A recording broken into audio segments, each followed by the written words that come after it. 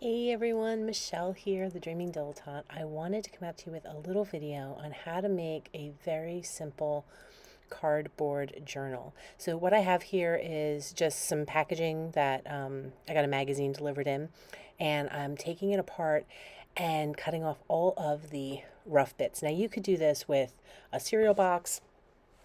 You could do it with like a regular corrugated cardboard box. Any kind of packaging would work. So you don't need something that's this shape or anything like that.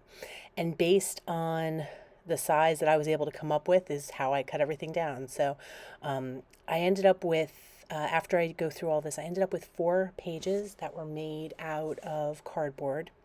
And yeah, it comes together pretty quickly. I just opened up the cardboard and I'm using my paper trimmer that I have. This is kind of one I use pretty much for cardboard because it can dull it and that sort of thing. But I find it's the best way for me to get a somewhat even cut with my cardboard rather than me using a ruler and an X-Acto blade, which you could also do if you don't have a paper trimmer.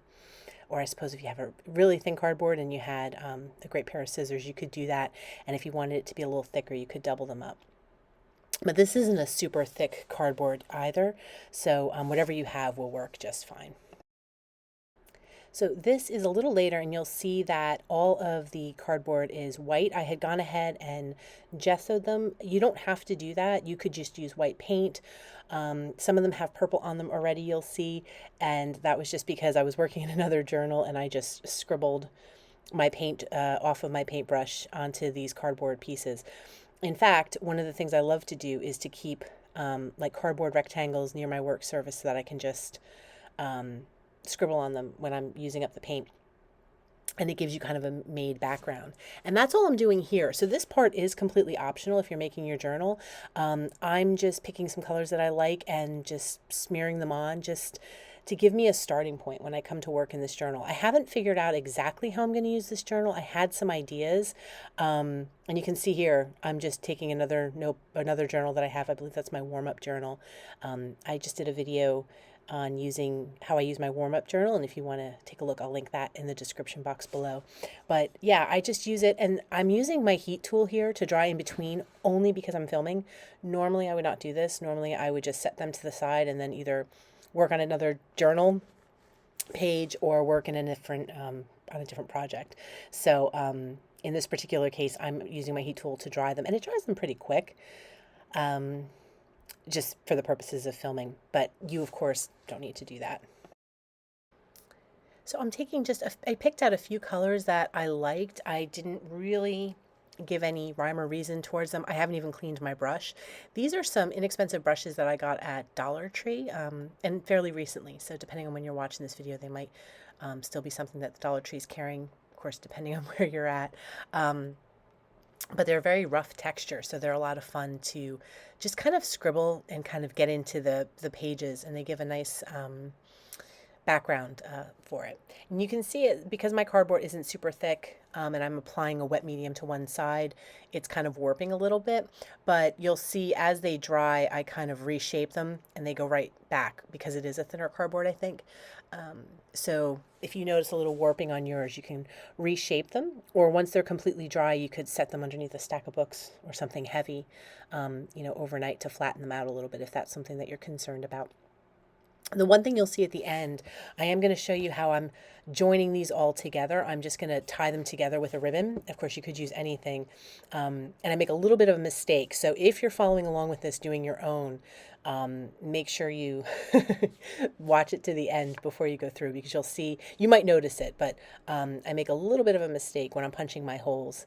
And I'll point that out to you when we get to it. So maybe work a little bit behind me if you're following along or creating along with me. I'm adding now just some collage medium. Some of it are pages I had torn out of a magazine for another project I was working on. Some are bits that I had on my desk. Behind me where I'm working, I also have some tissue paper, and I'm attaching some of that. Again, not much thought. I'm just picking things that look interesting and putting them on the page. I didn't want the pages to feel, even though I was using kind of the same colors and the backgrounds are very similar, I don't want the pages to all feel the same or to look the same. So I'm hoping that by adding these different images and things like that. I love that image. That was from a magazine, from an artist's drawing, and I just think it's so pretty. And I had planned on making it the cover, and I end up not, which fun interestingly enough, the page that I liked the least when I was done ended up being the cover, and I decided I really liked it as the cover, which was interesting. But of course, all of this is optional, and you can use whatever you have. So if you have construction paper, you could put down some construction paper. If you just want to do tissue paper or scribbles with crayon, use what you have. There's no need to go out and buy anything that you're seeing me use here. You can absolutely make do with what you have. I'm adhering these all down with matte Mod Podge. I like the matte because pages can stick together if you use glossy. That was a lesson I learned the hard way when I was new to art journaling. So your pages can stick together, and it's also harder to draw over them or write over them if they're a glossy, or if it's a glossy finish. So I'm just tearing off little bits just to give me something to work off of when I come to the page.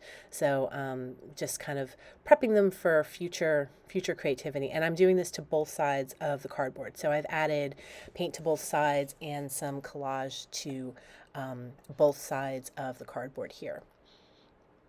And then I was using my heat tool to dry it. And if you use your heat tool on like a Mod Podge, just be mindful if your Mod Podge is too thick or you hold the heat gun in one area for too long, sometimes you can get bubbling. It doesn't bother me, but I just want to mention that in case this is something that you're doing, that you can get a little bubbling on when you use the Mod Podge. But if you're letting them air dry, you're fine as well. And actually, at one point, this piece of tissue paper was actually bubbling up, and you'll see me start to push it. I think it was this piece. Yeah, you'll see me start to push it down because it was actually forming a bubble with the heat underneath the tissue paper. So once all my pages were dry and I was happy with how I had prepped them, I stacked them on top of each other, and then I just kind of eyeballed where I wanted to punch the holes. And this is where I made a little bit of a mistake. So my back page was not lined up, and the last hole I'm punching right now actually is so close to the top that it ends up tearing a little bit when I feed the string through. And I'm just doing a basic kind of pamphlet stitch here. So you go through the middle hole, and then you go I don't know if you can see it here how I'm doing it, but if you look up videos on pamphlet stitching, it's pretty easy. But you basically just go in through the middle hole, then out through the top or the bottom, then back out through the middle hole so that you can form like little wings, and then you just tie a bow. So I don't think that was very clear, but in my word of the year video, I'll link that in the description box below. I go into more detail on how to do a pamphlet stitch. But you'll see here as I'm opening it, I end up tearing that back page because it was so close, and I wanted to show it to you there. I kind of pointed it out. I was able to feed the paper back through, and I think it'll be fine if I put a little tape, but I just wanted to point that out, that if you're punching your holes, make sure that they're all lined up well and that you've got it marked not too close to the top, otherwise it can tear. But I do hope you had fun. I will be making videos in the future on how I'm working in this journal, so hopefully you'll join me for those. If you have any questions, put them in the comments below. I'd be happy to help you. Do whatever I can to answer the questions, and I also have an accompanying blog post, which you can read in the description box below. That goes into a little more detail about this journal. Thanks so much for watching, everyone. Have a great day.